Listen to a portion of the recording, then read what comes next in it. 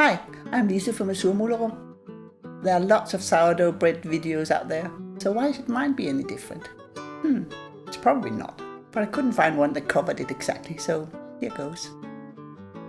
I like to use wholemeal flour, and I also like to make it in a loaf pan so that we can get square slices, because they're much easier to use in the toaster.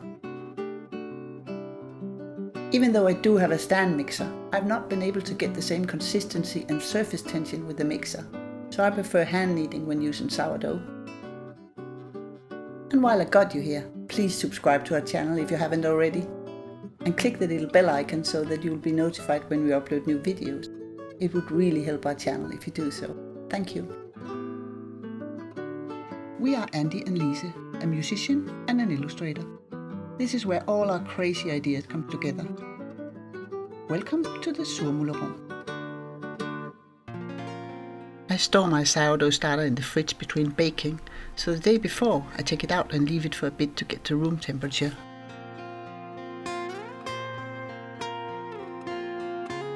Then I feed it.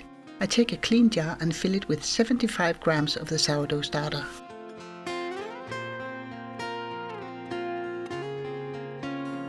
Then I add 150 grams of wholemeal flour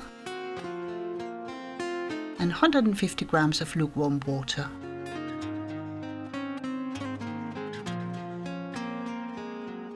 Stir well and scrape down the sides.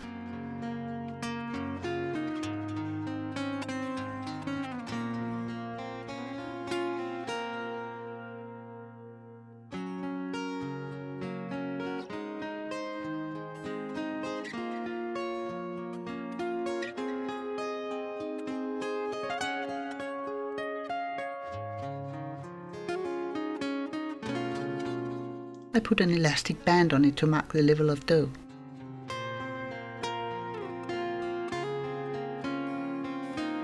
Set it aside till the next day. Let's put it here beside Gaston. The next day it's more than doubled in size, nice and bubbly and clearly activated, so ready to use.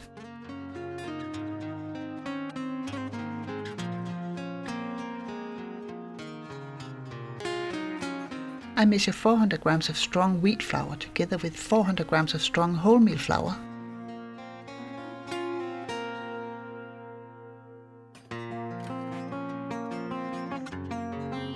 $10 grams of salt, 460 milliliter of lukewarm water, and 320 grams of sourdough starter.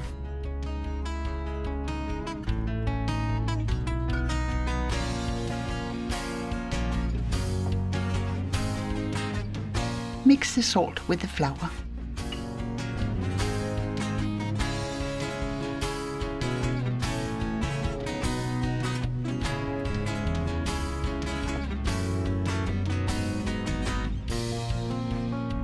Then add the water and the sourdough starter and mix it well.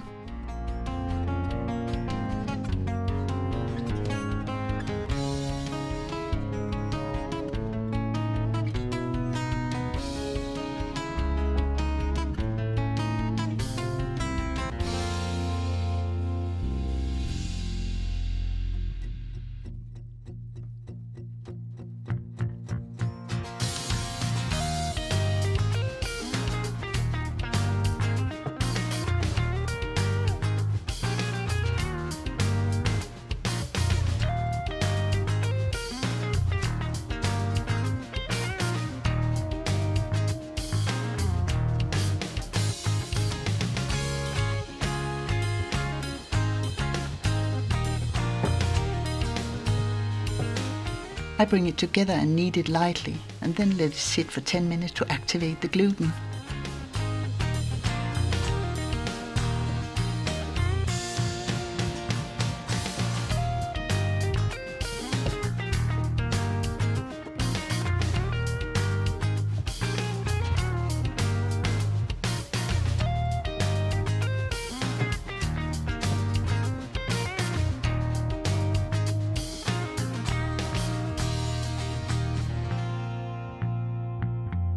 Then comes the real workout. Roll those sleeves up. Many sourdoughs are quite wet and sticky and difficult to handle, but because of the wholemeal flour, this one stays together well and are not too sticky. Still, do not add any more water or flour.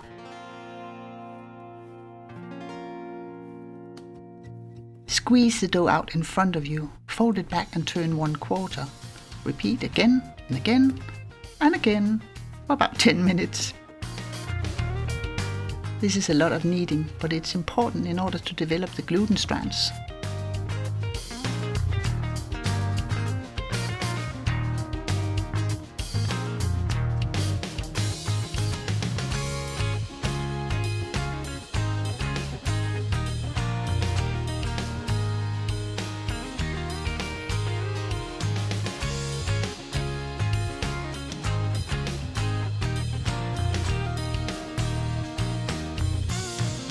After 10 minutes of stretch and fold, the dough becomes quite silky and elastic, then form a round shape. This is where we start to build the surface tension by stretching towards the bottom of the dough only, while forming the ball. Place the dough back in the bowl, cover it with cling film and a tea towel and let the dough prove for 3.5 hours.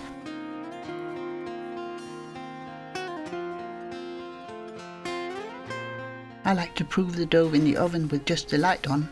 This gives just enough heat for proving.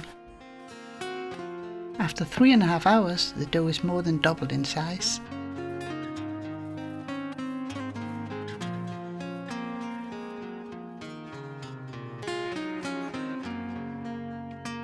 At this point, I take it out on the table and cut it into 2 parts.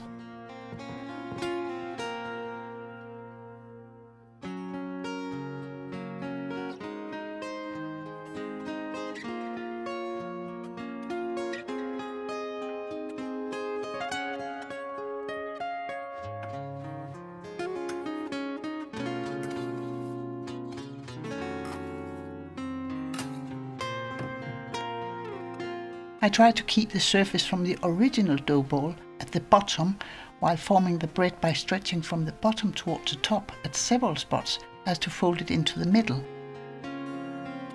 Then I roll it up and place a seam at the bottom and keep stretching the surface tension towards the bottom with the dough scraper while shaping it into an oblong bread shape.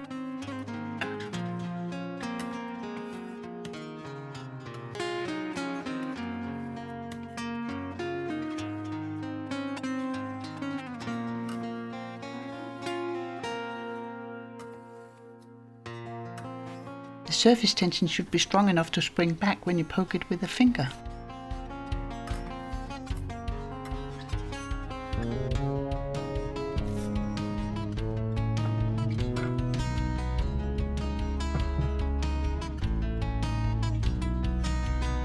Then I roll it in rice flour. This is to prevent it from sticking to the bread pan.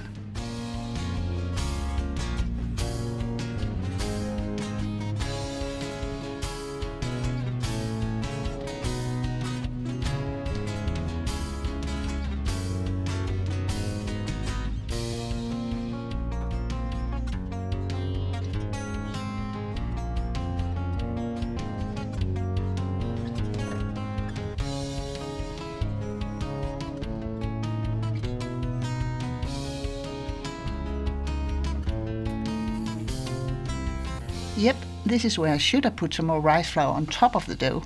You will see later why. Oops! Cover the pans with cling film and a tea towel and leave it to prove for another 3 hours.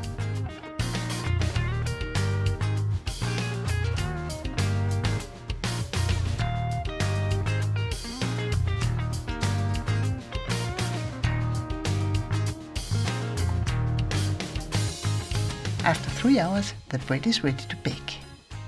Preheat the oven to 230 degrees Celsius or 446 Fahrenheit. And this is where I should have put more rice flour on top of the dough. But I didn't, so the cling film is sticking to the dough. And trying to peel it off totally breaks the surface tension that I've worked so hard to create.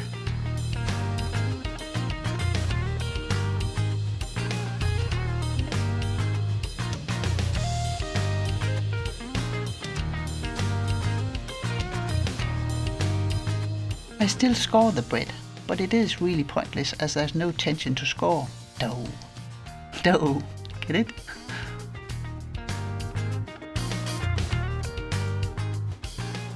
Well, put it in the oven and bake for 35 minutes.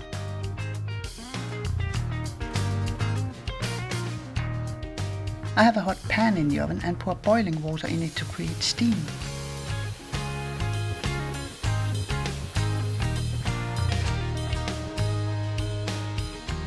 Take the bread out of the oven, tip it out of the forms and enjoy the gorgeous smell of freshly baked sourdough bread.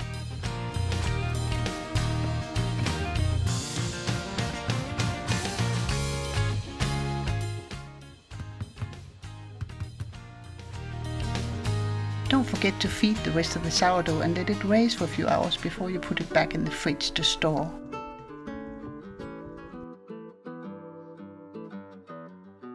Thank you for watching.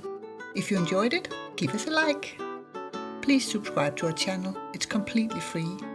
And if you hit the little bell icon, you'll be notified when we upload new videos. And remember, in a world where you can be anything, be kind. Thank you.